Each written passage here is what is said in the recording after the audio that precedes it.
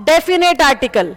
Definite article का मतलब होता है जो चीजों को फिक्स या निश्चित करके बताए, और ये एक ही है इंग्लिश में, द। हिंदी में इसे कहते हैं वही, है ना। ए और एन का मतलब होता है एक या कोई, और दा का मतलब होता है वही। यानी अगर हमें कहा जाए ये वही लड़का है जो कल क्लासरूम में चिल्ला रहा था, तो he is the boy who was screaming in the classroom yesterday. समझे कि नहीं समझे? तो जहां पे भी हम बात करने लग रहे हैं वही लड़का, वही पेन, वही क्लास, वही स्कूल, वही जगह, तो वहां पे हमें दा लगाना होता है। ये डेफिनेट आर्टिकल का सेंस है। अम्ब्रेला पे भी एन आएगा बेटा, अम्ब्रेला क्या आएगा? अम्ब्रेला, अ का साउंड आ रहा है इसलिए एन आएगा।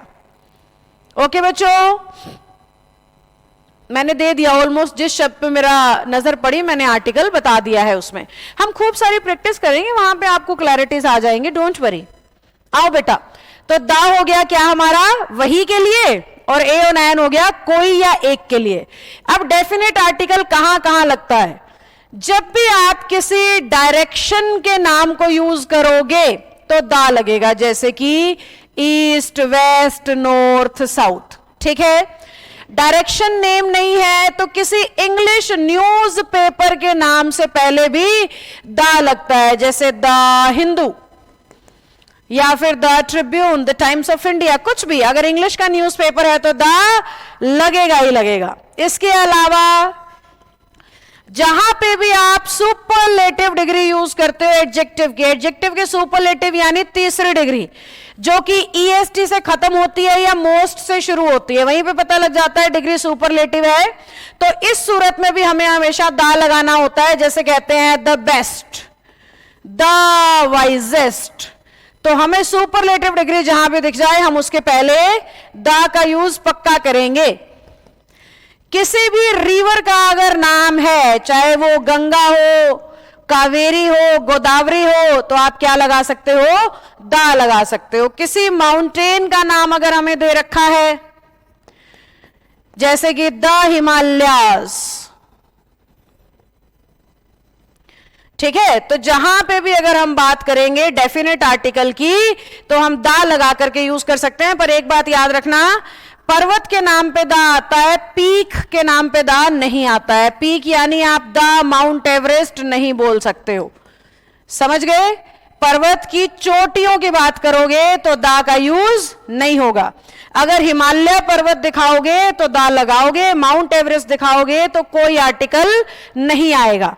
बिल्कुल इसी तरीके से ज्योग्राफी में आप पढ़ते हो मैदानों के बारे में, जितने भी प्लेन्स हैं, जैसे हम लोग मैदानी एरिया में रहते हैं, जबकि उत्तराखंड की तरफ क्या है? पहाड़ ज्यादा हैं।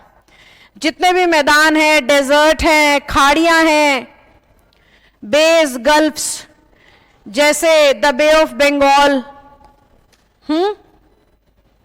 द बे ऑफ बंगाल कहते हो जिसको, तो द बे ऑफ बंगाल हो गया। बेज या गल्फ्स के लिए हमें क्या यूज करना है? दा यूज करना है। तो यहां तक कि एक बार रिवीजन कर लेते हैं।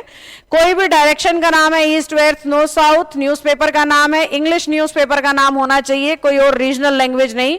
सुपरलेटिव डिग्री है, ईएसटी मोस्ट से पता लग जाता है, नदी का नाम हो, माउंटेन का नाम हो, मैदानों के नाम हो, खाड़ियों के नाम हो, इन सब के लिए आपने हमेशा दा का यूज करना होता है।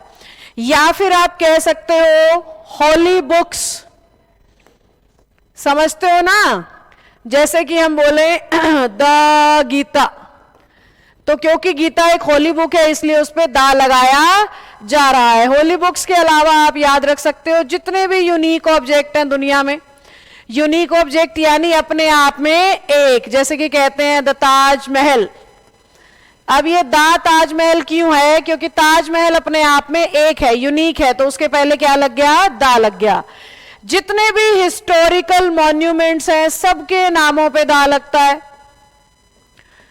अब ये हिस्टोरिकल मॉन्यूमेंट्स क्या होते हैं? लाल किला हो गया, आपने सुने होंगे ना, जितने भी किलों के नाम हैं, चाहे वो आगरा का किला है, लाल किला है, दिल्ली वाला, तो सबके नामों पे हमें क्या लगाना है? दा का यूज करना है।